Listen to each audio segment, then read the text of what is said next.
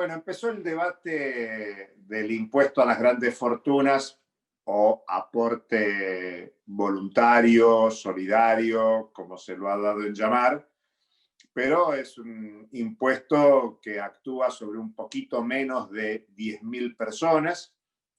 La intención es recaudar a los valores de hoy un poco más de 3.000 millones de dólares. Obviamente habrá que ver si esto finalmente se aprueba en diputados, en senadores, y cuándo empieza a aplicarse y cuándo se recaude, cuál va a ser el equivalente. Pero hay mucho debate en torno al impuesto, con críticas, me animaría a decir, por derecha y por izquierda. Por derecha está clara. Las críticas por derecha son que no hay voluntad de pago por parte de los sectores acaudalados. Es un debate interesante porque en algunos países del mundo sectores de alta capacidad contributiva están señalando que en las condiciones de la crisis mundial agravada por la pandemia es un tiempo para que se aporten recursos de aquellos que más tienen. Bueno, esto no aparece mucho en la Argentina.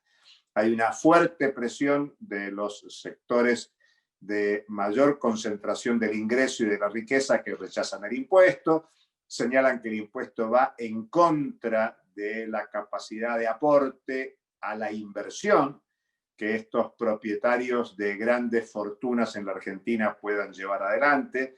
Bueno, es un tema realmente insólito, se trata de muy poca gente, de mucho dinero acumulado para atender necesidades muy importantes. Por izquierda se discute la magnitud del impuesto, el carácter de ser un impuesto por única vez, más allá de que se llame impuesto o aporte voluntario, pero también se discuten muchos los destinos, porque en simultáneo con la discusión del impuesto se está aprobando el presupuesto 2021 que elimina en su contenido mucho del gasto sanitario que hubo en el 2020 y se anunció que no habrá cuarto ingreso familiar de emergencia, cuarto IFE, que es muy poco el IFE, son 10.000 pesos por mes, pero estamos hablando de 8 millones de personas que lo perciben y por lo tanto la discusión es, hay que establecer algún impuesto a las grandes fortunas para atender esas necesidades de los sectores más empobrecidos. Al mismo tiempo, el gobierno anuncia un pago especial para la asignación universal por hijo, que es un poco más del IFE. Cada familia podría recibir en torno de los 12.000 pesos. Pero está claro que ahí viene la discusión y por eso una crítica por izquierda es que el impuesto no tenga destino en mejorar los ingresos populares, sea por el lado del IFE, sea por el lado de las jubilaciones, sea por el lado de los beneficios sociales en términos más generales. También se discute que el impuesto tiene una asignación específica, 20% para salud, un 20% de la recaudación para educación, el plan Progresar, 20% de asistencia a pymes, 15% de asistencia a los barrios populares censados oportunamente y un 25% para la explotación de gas vía YPF, que muchos lo asocian con el vínculo YPF-Techin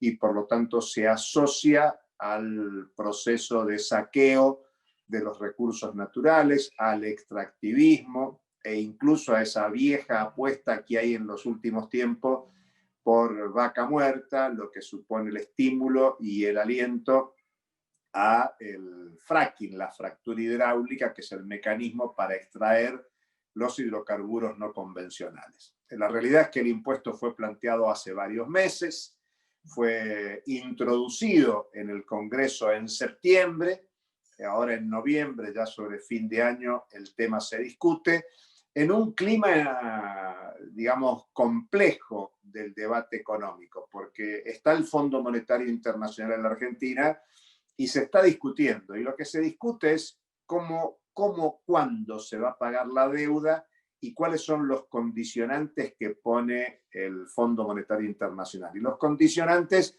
son básicamente, uno, el ajuste fiscal.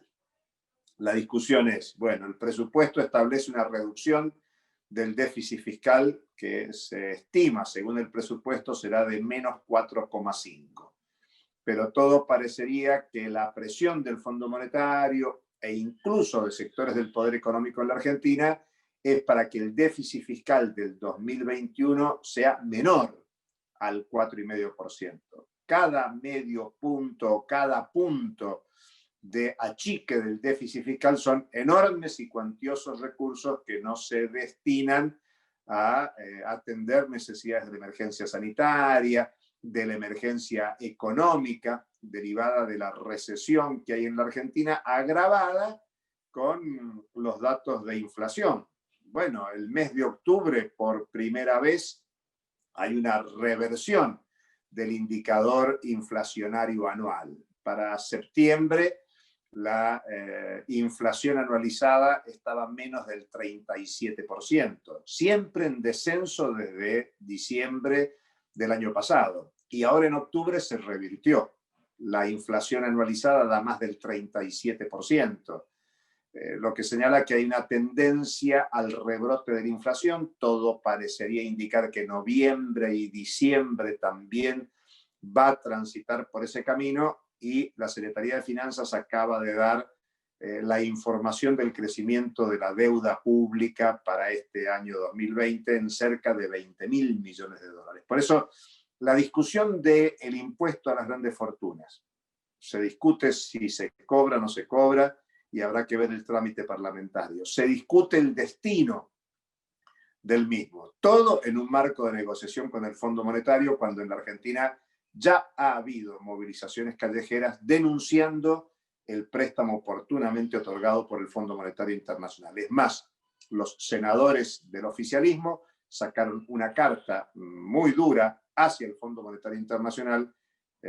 recordando la complicidad del Fondo Monetario con el carácter impagable de la deuda.